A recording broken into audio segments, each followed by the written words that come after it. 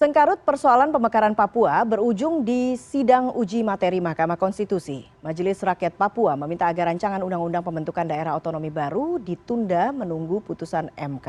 Apakah sengkarut persoalan pemekaran hanya terkait keekonomian daerah atau ada persoalan yang lain yang mengakar? Kami akan mengulasnya bersama M. Rifki Nizami Karsayuda, anggota Komisi 2 DPR dari fraksi PD Perjuangan. Selamat malam, Pak Rizky. Selamat malam, Assalamualaikum. Waalaikumsalam. Kemudian ada Timotius Murib, Ketua Majelis Rakyat Papua. Selamat malam Pak Timo. Waalaikumsalam. Kemudian melalui sambungan telepon ya tadi ya Pak Timo. Kemudian ada Zainal Arifin Mokhtar, pakar hukum tata negara dari Universitas Gadjah Mada. Mas Uceng, selamat malam. Selamat malam Mbak Eva. Baik, saya ke Pak Rifki dulu. Pak Rifki, ada kritikan terhadap rencana pemekaran daerah. Ini keluar dari Ketua Dewan Pengarah BRIN yang sekaligus Ketua Umum PDI Perjuangan soal potensi PAD daerah tersebut. Kalau kemudian kita kaitkan dalam konteks pemekaran Papua, bagaimana kemudian DPR menyikapi masukan ini?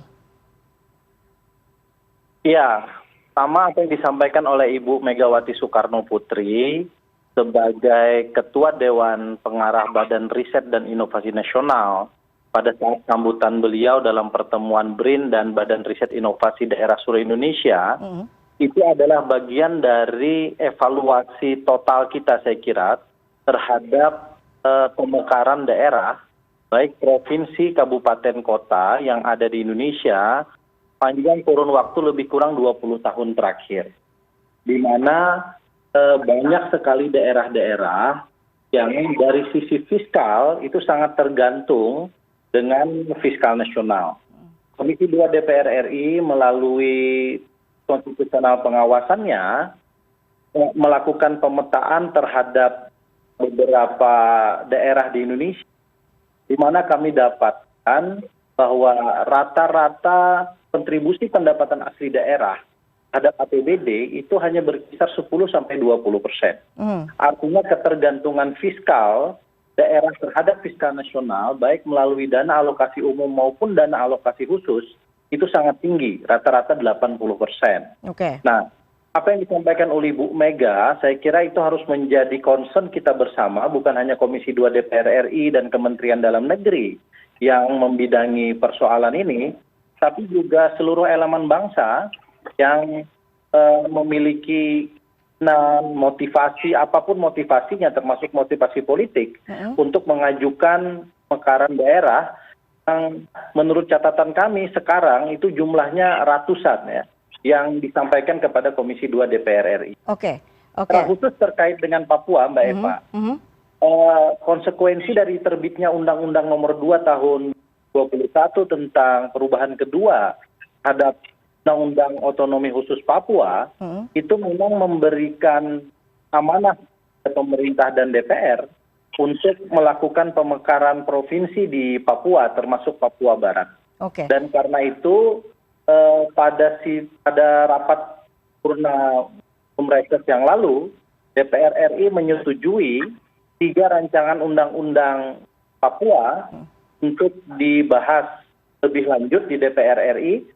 Ini baru pembahasan tingkat pertama, nanti akan masuk pada pembahasan berikutnya, yang tentu dalam pembahasan-pembahasan itu dalam konteks penyusunan legislasi kami akan banyak mendengar, menyerap aspirasi, bahkan turun ke lapangan, kait dengan sejauh mana urgensi rancangan undang-undang ini untuk disahkan menjadi undang-undang. Saya kira begitu, Eva.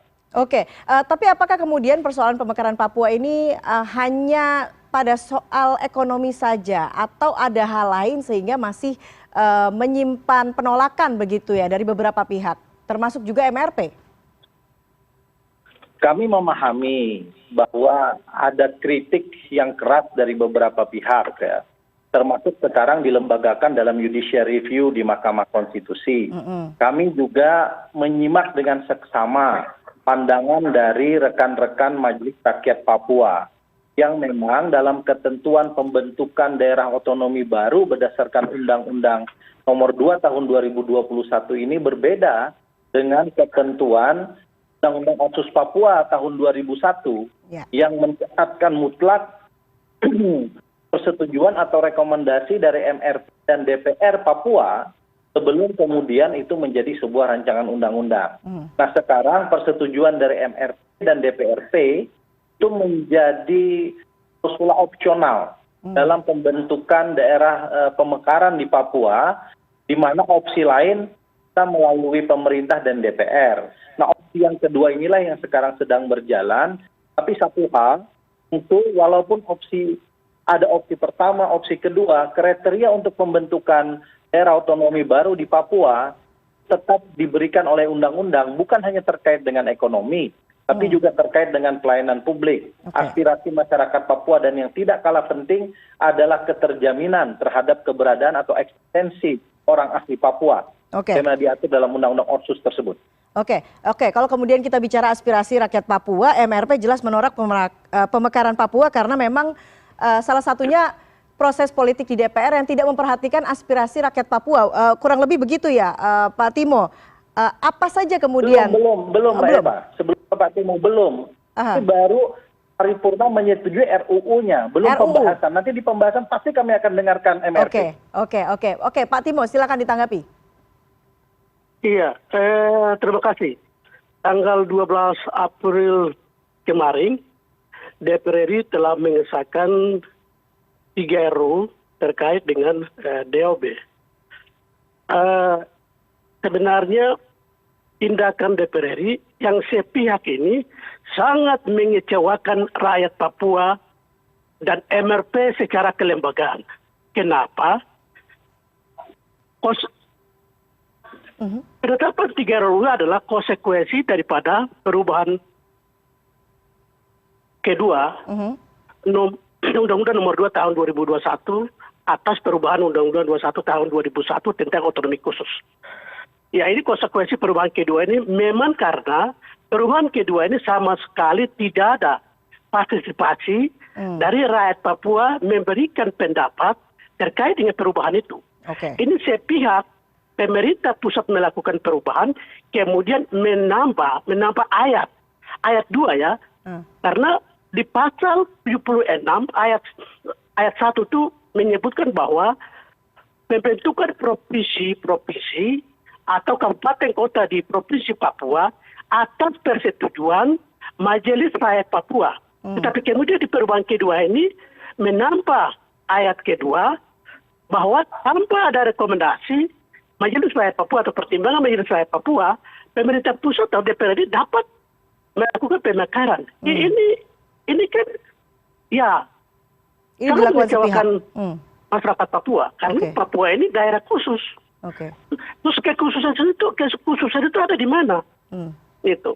Nah, oleh karenanya memang sangat mengecewakan rakyat Papua, apalagi Majelis Rakyat Papua sebagai representasi dari 28 kabupaten kota, kemudian 5 wilayah adat yang mana benar-benar menghimpun aspirasi masyarakat Papua. Sehingga ya malam ini kita ketahui bahwa penetapan 3 RUU adalah inisiatif DPR RI dalam hal ini pemerintah pusat tanpa ada persetujuan dan aspirasi. MRP kenapa menolak? Ada beberapa alasan. Pertama, pemekaran provinsi itu masih moratorium.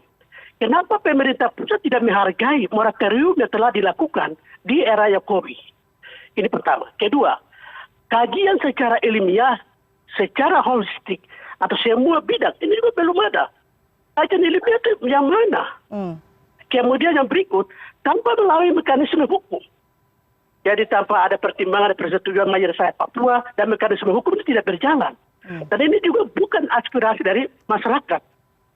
Ya, sehingga penetapan 3 RUU adalah sepihak dilakukan oleh pemerintah pusat. Dan hari ini lebih lucu. Karena ini bicara tentang nasib daerah khusus, kepentingan masyarakat khusus, di wilayah khusus, seharusnya kan mekanismenya itu digodok di pihak eksekutif.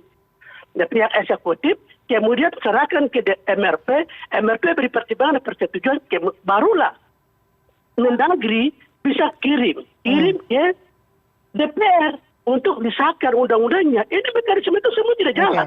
Karena ini kepentingan siapa? Dan siapa yang melakukan semua mekanisme itu tidak jalan?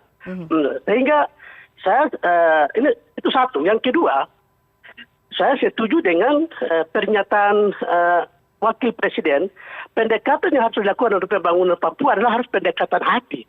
Terus saya mau katakan begini, pemekaran DOB itu pemekaran hati atau pendekatan hati.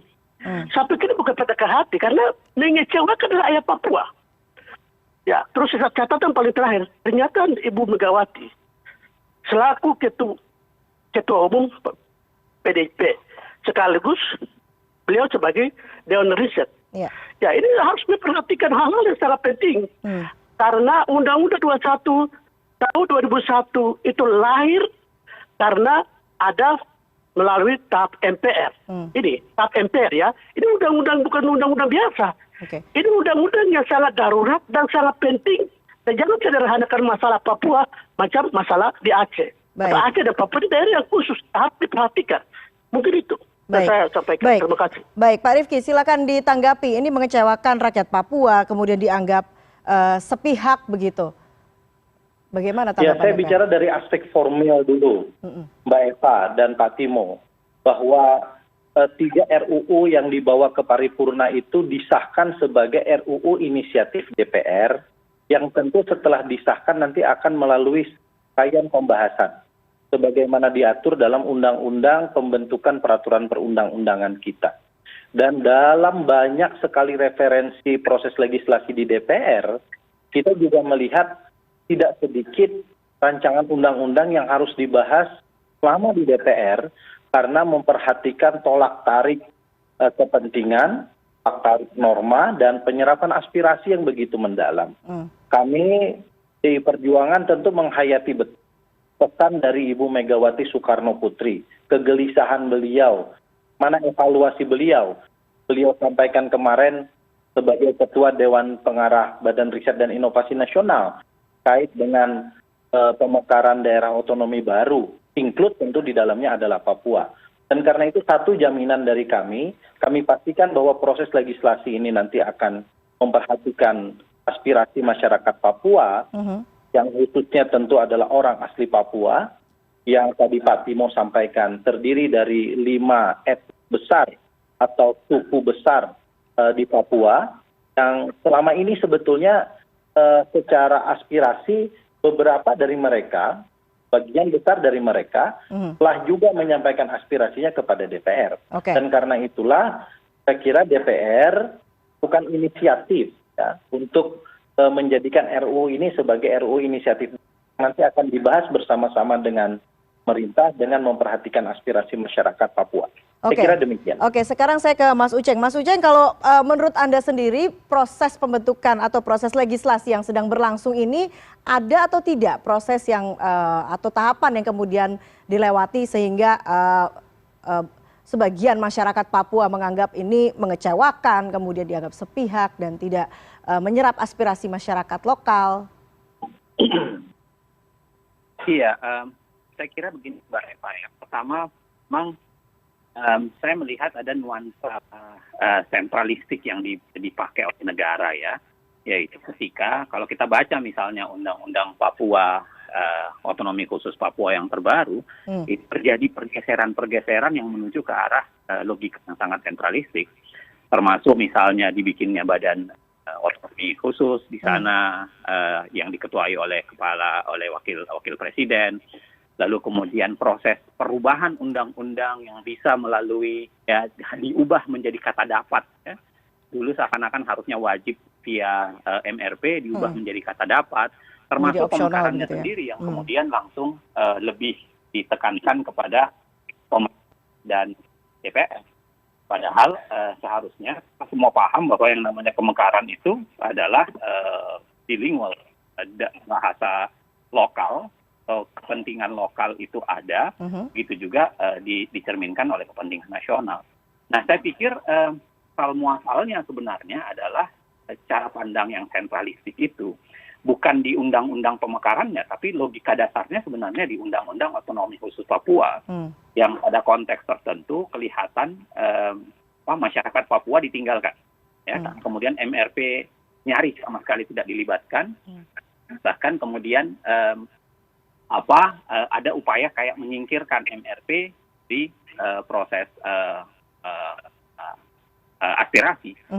Lagi kalau kita pakai alat ukur putusan MK di Cipta Kerja, partisipasi itu harusnya partisipasi yang meaningful, dalam artian ada harus didengarkan, dipertimbangkan, dan harus dijelaskan. Sebenarnya Undang-Undang Otonomi Khusus Papua itu sendiri sudah sangat jauh dari proses itu. Sehingga kalau sekarang kita bicarakan pada pemekarannya ini hanyalah akses dari Undang-Undang Otonomi Khusus Papua yang nuansanya memang sangat sentralistik. Bahkan mendapatkan pesan, ya, bukan sekedar sentralistik, tetapi juga mengangkangi beberapa ketentuan hukum tata negara. Misalnya, ya, kalau kita bicara soal pemekaran, seharusnya yang punya kewenangan soal pemekaran itu bukan sekedar pemerintah dan DPR.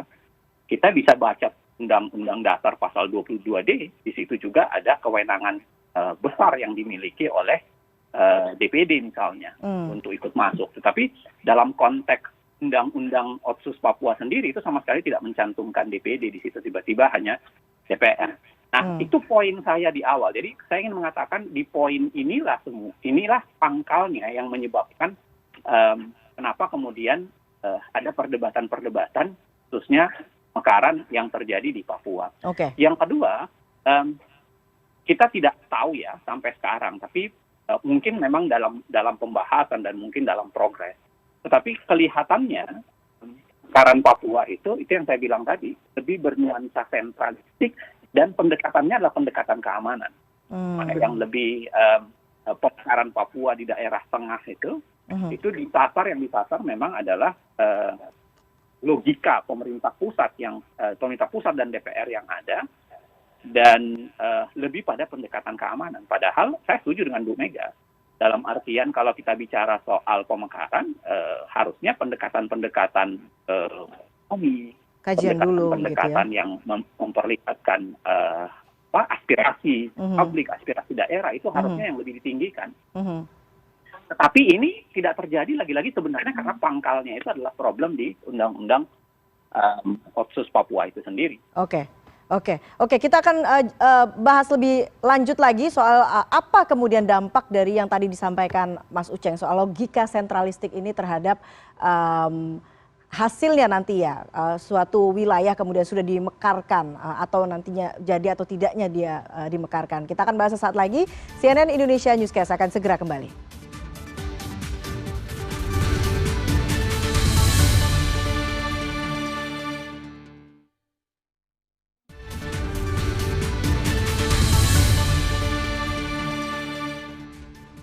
Ya, kami masih membahas proses pemekaran wilayah Papua. Sekarang saya ke Pak Timo lagi. Pak Timo, sebetulnya menurut Mendagri tujuan dari pemekaran Papua ini adalah untuk percepatan pembangunan.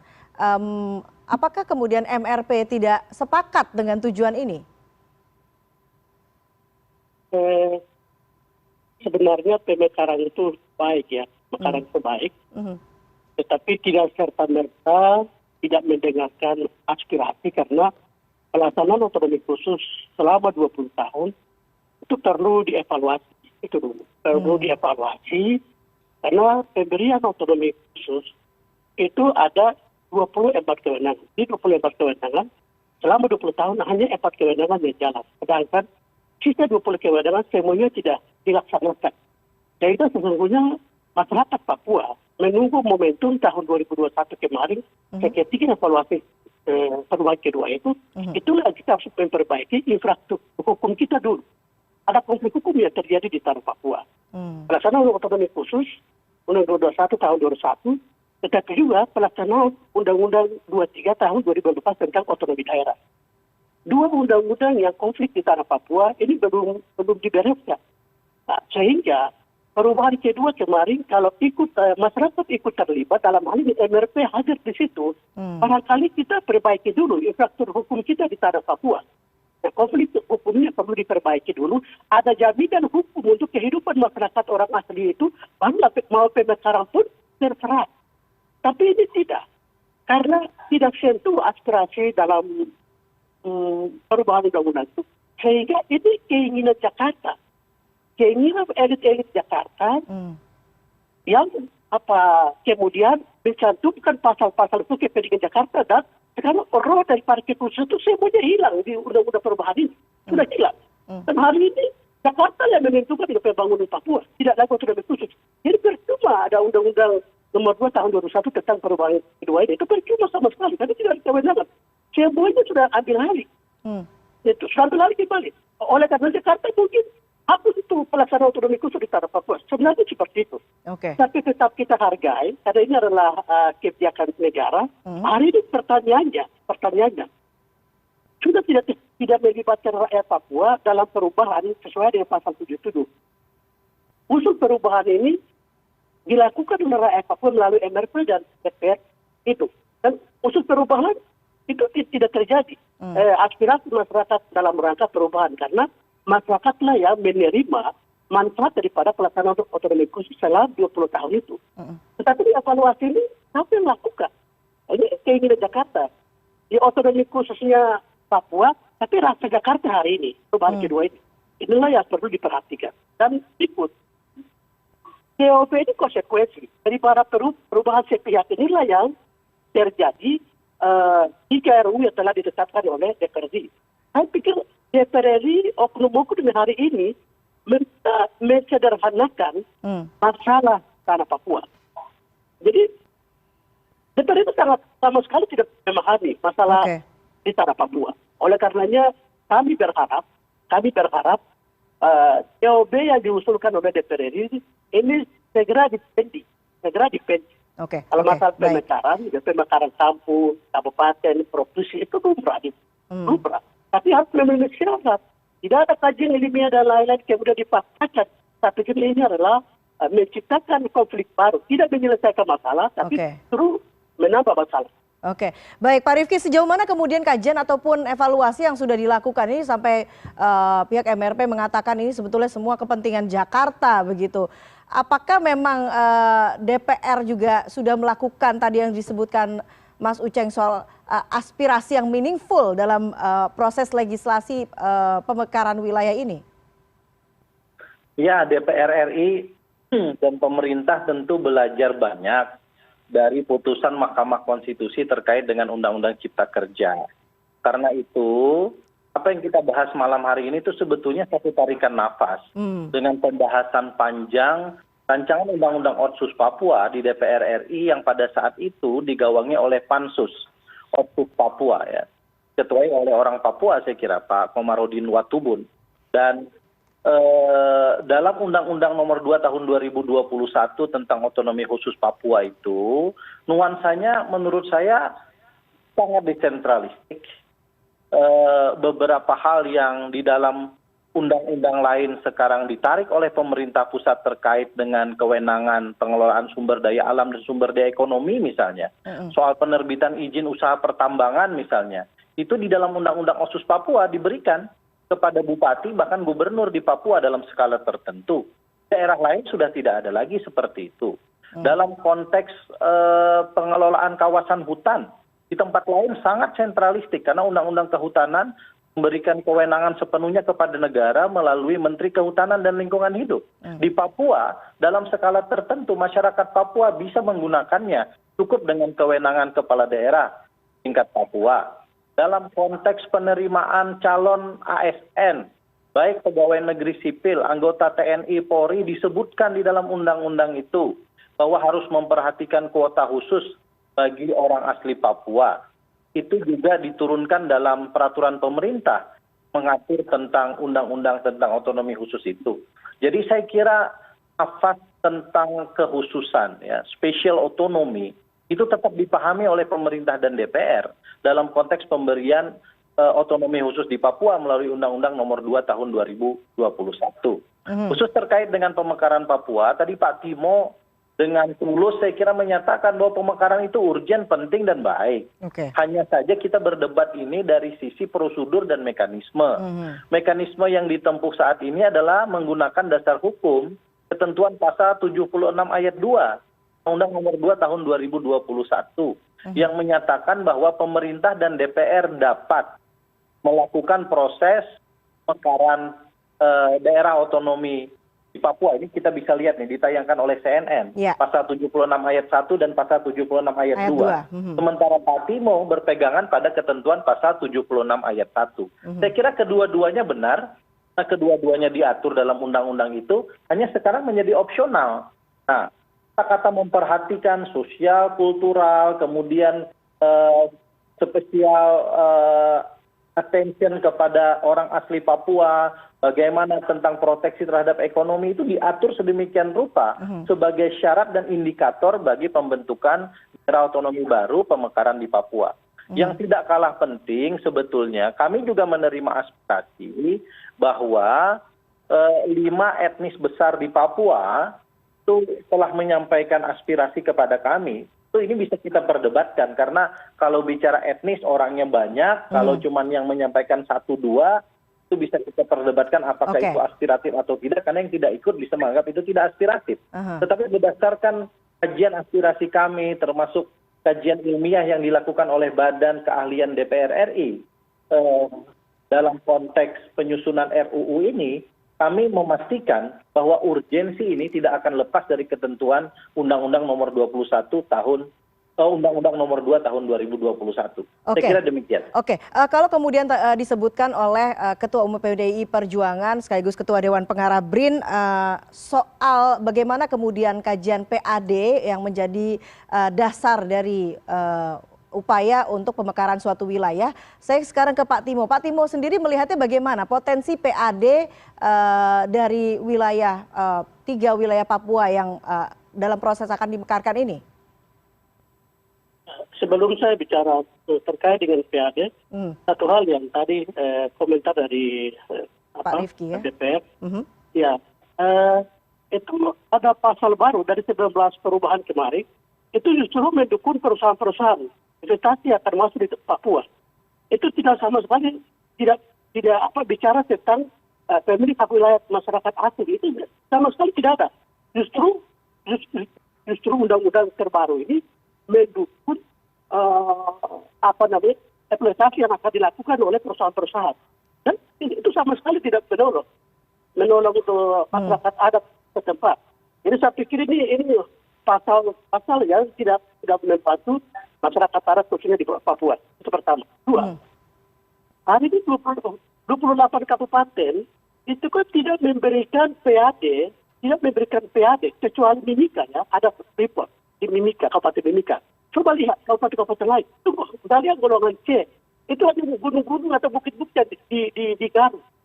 Sedangkan PAD yang memang benar-benar dihasilkan oleh kabupaten kota itu sama sekali tidak ada. Ketergantungan tinggi PAD untuk ke pusat itu lebih besar. Apabila kalau terjadi pemekaran, kira-kira seperti apa? Ya ini perlu dipertimbangkan baik. Pak Rifki ingin menanggapi, silakan. Oh ya, coba dibaca secara seksama ketentuan dalam Undang-Undang Nomor 2 Tahun 2021. Misalnya ketentuan tentang izin usaha pertambangan rakyat. Itu kan tentu dihajatkan untuk rakyat Papua. Karena itu berbeda dengan izin usaha pertambangan pada umumnya yang dilakukan oleh perusahaan-perusahaan atau company. Dan izin usaha pertambangan rakyat itu didelegasikan kewenangannya kepada kepala daerah di Papua untuk menerbitkan. Jadi saya kira implementasi yang harus dikomunikasikan antara teman-teman masyarakat Papua dengan stakeholders yang ada di sana, dan pemerintah daerah, saya kira MRP berkewajiban, ya, saya kira untuk kemudian memberikan arahan, bimbingan, biar implementasi ini juga tepat sasaran. Saya sepakat, Timo, jangan sampai izin usaha pertambangan rakyat itu nanti yang bikin bukan rakyat-rakyat Papua. Rakyat-rakyat, sebutlah misalnya tiba-tiba orang datang dari luar, bikin koperasi, lalu diterbitkan izin usaha pertambangan rakyat. Ini tentu akan menyakiti hati DPR juga. Karena niat DPR dan pemerintah bukan seperti itu. Kami ingin memberikan proteksi kepada masyarakat Papua, agar masyarakat Papua itu bukan sekedar menjadi penonton, tapi menjadi pemain. Pak Timo, saya ini orang Kalimantan, Pak.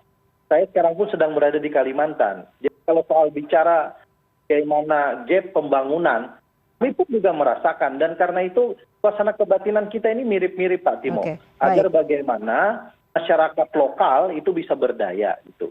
Nah, terkait dengan PAD, Eva, itu apa yang disampaikan Ibu Megawati itu berlaku secara umum. Tetapi dalam konteks Papua, karena ini adalah otonomi khusus, juga ada treatment khusus terkait dengan pembagian keuangan antara pusat dan daerah. Dan ketentuan itu memberikan keuangan atau distribusi keuangan negara yang tidak kecil kepada Papua. Karena itu tentu pemekaran provinsi di Papua sudah sangat memperhatikan bagaimana formula keuangan daerah itu diperhatikan sedemikian rupa oleh pemerintah dan DPR agar juga terdistribusi dengan baik pada daerah-daerah yang selama ini berbentuk provinsi. Karena jaraknya terlalu jauh antar rentang kendali antara provinsi dengan daerah-daerah ini yang secara existing sebetulnya dihuni oleh etnis-etnis besar di Papua, ya, selain etnis yang sekarang sebutlah hanya menjadi bagian dari elit Papua yang sekarang sedang berkuasa. Oke, sekarang saya ke Mas Uceng. Mas Uceng, kalau kemudian kita perhatikan begitu ya jawaban dari Pak Rifki dan juga Pak Timo, ada perspektif yang berbeda kemudian untuk melihat satu dasar legislasi begitu ya. Anda melihatnya bagaimana kalau begini? Kalau saya memang jelas berbeda ya, karena Mas Rifki bicaranya pada Undang-Undang 2 2021, undang-undang yang terbaru, sedangkan Pak Timo itu merasa bahwa Undang-Undang 2 2021 itu dibuat secara tidak pas gitu. Karena tidak melalui sebuah aspirasi yang memadai, bahkan MRP sendiri kan dinegasikan. Itu yang saya bilang tadi, kalau kita bicara soal meaningful participation, harusnya kita bisa melacak atau bertanya dengan secara baik apa meaningful participation yang dilakukan di balik perubahan Undang-Undang 2 2021. Misalnya soal bagaimana menjelaskan pilihan pemerintah untuk mengambil alih pemekaran yang dulu itu harusnya berbasis pada kepentingan lokal. Itu juga yang ada di Undang-Undang Pemda kan. Undang-Undang Pemda juga bicara begitu. Atau misalnya apa di balik penjelasan yang dibenarkan terhadap misalnya tiba-tiba ada lembaga otonomi khusus. Atau misalnya pasal yang mengatakan bahwa ada jaminan khusus kepastian hukum bagi pengusaha, sedangkan tidak ada jaminan kepastian hukum bagi masyarakat lokal misalnya ya, karena pasalnya menspesifikasi hanya ada itu adalah kepastian hukum bagi pengusaha. Nah maksud saya adalah begini, tentu saja berbeda karena satu kalau kita bicara soal meaningful participation dan stakeholder yang paling baik untuk dipakai dan menjadi representasi bagi orang asli Papua menurut saya adalah MRP. Dan silahkan ditanya ke Pak Timo ya, apakah MRP dilibatkan secara memadai misalnya di dalam Undang-Undang 2 2021. Jadi saya sih mengatakan ya wajar kalau terjadi diskursus perbedaan karena 2 2021 itu sudah berdiri dalam langgam yang sangat sentralistik yang itu mempermudah semua apapun yang ingin dilakukan oleh pemerintah pusat dan DPR di Papua itu mudah sekali dilakukan menurut Undang-Undang 2 2021 dan undang-undang inilah yang sedang diuji di MK dengan alasan yang dipakai oleh Pak Mo tadi itu Mbak Eva. Oke, kalau kemudian ini proses masih terus berjalan begitu ya Mas Uceng, Anda melihat kira-kira kekhawatirannya apa yang akan terjadi kalau begitu? Saya berada pada posisi karena undang-undang ini menjadi sangat pokok ya. 2021 itu sangat pokok, apalagi mengubah sangat besar paradigma di balik undang-undang Otsus Papua yang lama menjadi undang Otsus Papua yang baru. Menurut saya jauh lebih baik, jauh lebih fair dan jauh lebih bijak kalau kemudian aplikasi dari undang-undang ini ditunda dulu sementara waktu. Ya, misalnya pemekarannya jangan dilanjutkan dulu.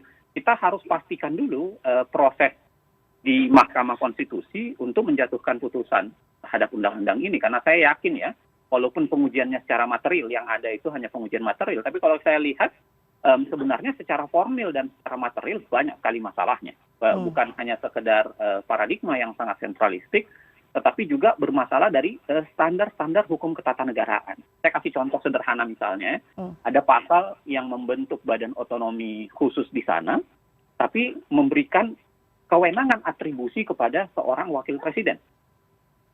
pemahaman saya dalam sistem presidensil, wakil presiden itu tidak boleh mendapatkan suatu kewenangan yang bersifat atributif.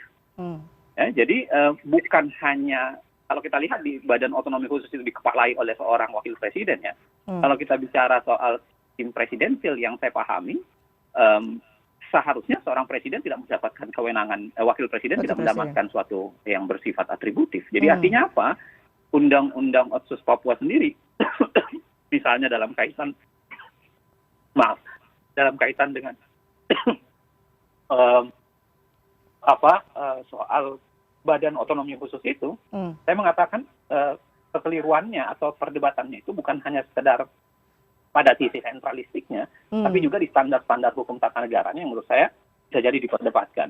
Termasuk tadi tidak pelibatan DPD dalam proses pemekaran dan sebagainya. Gitu, Mbak Eva. Oke, sejauh mana kemudian penundaan pemekaran wilayah ini dimungkinkan? Kita akan bahas sesaat lagi. CNN Indonesia Newscast akan segera kembali.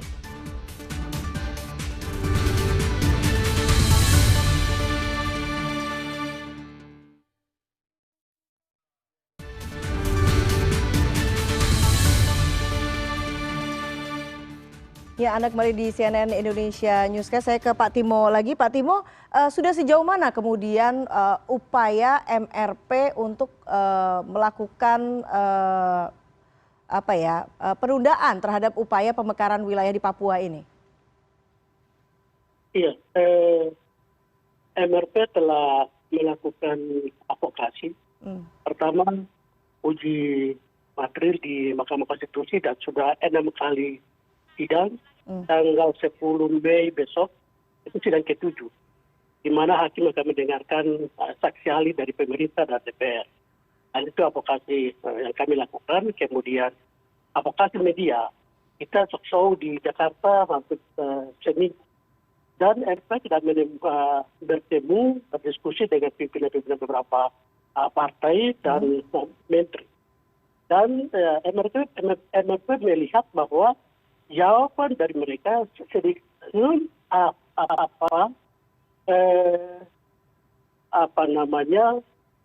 mereka kaget, terkejut kalau proses perubahan undang-undang kedua itu tanpa melibatkan rakyat atau MRP. Itulah mereka sangat terkejut. Kemudian terburu-buru lahir DOB. Ini juga terkejut. Nah, sehingga saya pikir ini beberapa menteri yang mendorong untuk melakukan pemekaran ini. Sedangkan beberapa pimpinan partai besar, kemudian menteri, mereka kami lihat bahwa mereka sama sekali tidak mengikuti dengan baik mana rencana DOB di Papua ini. Sehingga MRP atas nama rakyat Papua melihat bahwa ini ada oknum-oknum dalam tanda kutip mendorong-dorong untuk pemekaran ini dilakukan paksa untuk kehendak mereka. Dan inilah yang perlu dilihat oleh Bapak Presiden. Perlu dilihat oleh Bapak Presiden, Wakil Presiden, dan seluruh pemangku yang ada di Jakarta dalam rangka membangun NKRI secara utuh supaya kita menimbulkan kesan kecurigaan terus-menerus terjadi khususnya di tanah Papua. Jadi banyak yang terkejut sebetulnya karena melihat bahwa ada proses yang kemudian mencurigakan begitu ya, Pak Timo? Iya, betul. Ketika kita sampaikan bahwa proses perubahan kedua itu tanpa melibatkan rakyat sesuai dengan konstitusi pasal 77 Undang-Undang 21 tahun 2001 itu. Sehingga mereka sangat terkejut. Tadinya mereka berpikir bahwa ada keterlibatan dari masyarakat, ternyata tidak ada.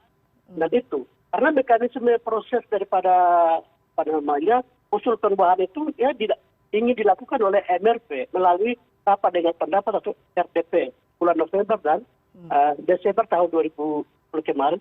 Tapi kemudian kami dibenturkan dengan beberapa kelompok masyarakat atas nama kemudian kami ditangkap, MRP ditangkap terus diborgol. Ya ini hal-hal yang terjadi di lapangan.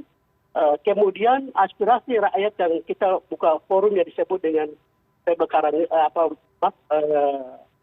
rapat dengar pendapat itu tidak terlaksana. Bahkan ada 4 bupati mengeluarkan surat resmi untuk MRP tidak lakukan rapat dengar pendapat. Ada surat-surat rahasia lain yang juga kami sudah dapat di mana melarang supaya MRP tidak melakukan mekanisme proses diskusi antara MRP dan rakyat itu menilai pelaksanaan aktivitas otonomi khusus selama 10 tahun. Sementara MRP juga menyadari sebagai lembaga negara memberikan pendapat, masukan, saran untuk pembangunan 20 tahun ke depan. Itu semua tidak terjadi. Maka malam ini saya sampaikan kepada publik, perubahan undang-undang kedua kemarin adalah inisiatif oleh pemerintah pusat, bukan usulan masyarakat Papua. Baik, Mas Uceng, Anda melihatnya bagaimana? Ada proses uji materi, kemudian juga ada proses upaya lobby begitu yang kemudian dilakukan oleh MRP. Sejauh mana kemudian ini bisa efektif membuat upaya pemekaran wilayah Papua ini ditunda, dan kuncinya di mana kalau Anda melihatnya? Saya kira begini ya, negara ini harus belajar berhadapan dengan konsep asymmetrical decentralization seperti macam Papua, Aceh, Jogja dan Jakarta gitu ya. Harus belajar berhadapan dengan lebih wise. Dalam artian apa? Jangan paksakan untuk kembali sentralistik lalu kemudian semua diambil secara otokratik gitu, diambil secara sepihak oleh pemerintahan. Biar bagaimanapun apalagi kalau kita bicara soal Papua ya. Papua baik, Pak Tibu, kita dengarkan jawaban Mas Uceng dulu ya. Representasi orang asli Papua yang itu disematkan di MRP. Makanya kenapa kemudian kalau kita bilang bahwa salah satu pemegang kunci paling besar untuk partisipasi itu harusnya MRP. Dan ketika MRP tidak didengarkan atau dikesampingkan, bahkan setiap ada kunjungan Pak Presiden, MRP tidak dilibatkan misalnya, ya ada semacam penepian yang secara nyata terjadi terhadap teman-teman MRP dan teman-teman orang asli Papua. Nah, poin saya begini sebenarnya. Poin saya harusnya di hadapan ini kita kemudian berani untuk membuka kembali secara baik semuanya. Artinya saya berharap misalnya Mahkamah Konstitusi mau membuka perannya. Saya paham bahwa dalam pengujian undang-undang tidak ada yang namanya penghentian perkara lain yang berkaitan dengan itu ya. Tetapi sangat mungkin misalnya Mahkamah Konstitusi bisa mempercepat misalnya pemeriksaan soal Undang-Undang 2 2021, plus pada saat yang sama mungkin pemerintah dan DPR juga lebih wise, karena cara pemerintah dan DPR untuk memecah Papua atau pemekaran Papua ini adalah cara menggunakan pasal yang sedang diuji di MK. Itu. Artinya sangat mungkin kalau misalnya MK berpendapat lain atau terjadi perubahan politik hukum di sana, sangat mungkin kemudian terjadi ketidaktepatan dalam hal pemekaran. Nah, yang ketiga, saya ingin mengatakan begini, kita harus balik lagi pada cita-cita luhur pertama kali kita ketika kita membuat otonomi khusus terhadap Papua, yaitu apa? Penghargaan terhadap penduduk lokal. Pemberian penghargaan dan peran lebih besar terhadap penduduk lokal untuk menentukan nasibnya sendiri, untuk menentukan apa yang sebenarnya baik untuk Papua. Dan karenanya pembicaraan yang detail, pembicaraan yang mendasar, pembicaraan yang panjang dan kuat ya, termasuk meaningful participation yang dimaksudkan dalam berbagai dalam putusan MK sebelumnya, itu harusnya dilakukan. Karena itu sekarang menjadi standar dalam proses pembuatan undang-undang. Bukan sekedar di undang-undang pemekarannya ya, tetapi menurut saya juga di undang-undang otonomi khususnya khusus Papua. Dan itulah kenapa kemudian pentingnya putusan MK itu kita bagaimana MK lurus dengan logikanya soal meaningful participation plus beberapa konsepsi yang memang sangat mungkin diperdebatkan di undang-undang itu. Selebihnya menurut saya saya bagus saja kalau misalnya teman-teman MRP mencoba melakukan lobby ke beberapa partai, karena biar bagaimanapun partai yang menentukan di DPR itu adalah partai-partai yang koalisi yang ada saat ini. Dan saya pikir itu langkah yang mungkin dilakukan, tetapi yang paling mutlak segera harus diselesaikan itu adalah proses pengujiannya di Mahkamah Konstitusi itu sendiri. Baik. Terakhir ke Pak Rifki. Pak Rifki, sejauh mana kemudian DPR menjadikan pertimbangan MK ini dalam melakukan proses selanjutnya, dalam melakukan pemekaran 3 wilayah Papua, dan seberapa mungkin kemudian dilakukan penundaan terhadap pemekaran wilayah Papua? Iya, DPR itu selalu menghormati proses uji material di Mahkamah Konstitusi. Kami adalah pihak yang selalu dimintai keterangan karena kami adalah pembentuk legislasi. Tetapi kemudian konstitusi kita juga memberikan ketentuan kalau belum diputuskan maka kemudian tentu kita tidak punya pegangan terkait dengan arah politik hukumnya yang sedang dilakukan oleh Mahkamah Konstitusi. Karena itu saya kira kalau kita lihat waktu reses kami ini kan akan berakhir nanti setelah Idul Fitri, kita berharap Mahkamah Konstitusi juga bisa memberikan putusan terkait dengan judicial review Undang-Undang Nomor 2 Tahun 2021 ini. Di sisi yang lain yang ingin saya katakan adalah bahwa kami berjanji akan membuka diri dalam konteks pembahasan rancangan undang-undang ini. 3 RUU ini. Kalau tidak salah RUU tentang Papua Tengah, Papua Selatan, dan Papua Pegunungan Tengah yang akan dibahas tentu di masa sidang berikut ini. Termasuk dengan Majelis Rakyat Papua, berbagai elemen lain di Papua. Yang ketiga ingin saya katakan bahwa di saat yang bersamaan Komisi 2 DPR RI saat ini sedang akan membahas proses tahapan program dan hal-hal yang terkait dengan pemilu 2024. Konsekuensi dari pembentukan daerah otonomi baru, sebutlah provinsi misalnya, tentu akan nanti menambah daerah pemilihan untuk DPR RI, untuk DPD RI terutama, termasuk adanya DPRD provinsi dan DPRD kabupaten kota, dan itu semua kalau memang kita ingin memberi proteksi terhadap hak konstitusional warga Papua di bidang politik, maka sedapat mungkin proses ini bisa berjalan bersama-sama dengan baik gitu. Tapi kalau kemudian proses ini berlarut-larut, tentu nanti yang akan diragukan, yang akan dirugikan adalah masyarakat Papua itu sendiri, terutama teman-teman orang asli Papua sebagaimana diatur dalam Undang-Undang tentang Otonomi Khusus. Kira-kira begitu Mbak Eva. Oke, jadi step selanjutnya bukan langsung disahkan di paripurna begitu ya, ada proses diskusi dengan masyarakat lokal. Baru awal, kita kira-kira sederhananya beginilah, DPR men-state, ini ada 3 rancangan undang-undang yang akan kita bahas. Setuju atau tidak, kira-kira begitu. Oke, setuju, semua praksi setuju. Berikutnya kita akan bahas. Jadi dibahas dulu nanti dan di itu Komisi juga termasuk 2, melalui panitia-panitia kerja, masuk nanti ke badan legislasi, baru nanti kemudian digodok sedemikian rupa, baru dibawa lagi ke paripurna. Dan dalam proses-proses itu semua kami akan melibatkan publik, termasuk bersama-sama pemerintah. Karena ketentuan dalam konstitusi, DPR tidak bisa membentuk undang-undang sendiri. Pembentukan rancangan undang-undang menjadi undang-undang, itu adalah kewenangan konstitusi DPR dan pemerintah. Baik. Sekarang terakhir saya ke Pak Timo. Pak Timo, nanti MRP juga akan diajak bicara begitu ya, soal pembahasan undang-undang atau RUU pemekaran wilayah 3 wilayah Papua ini.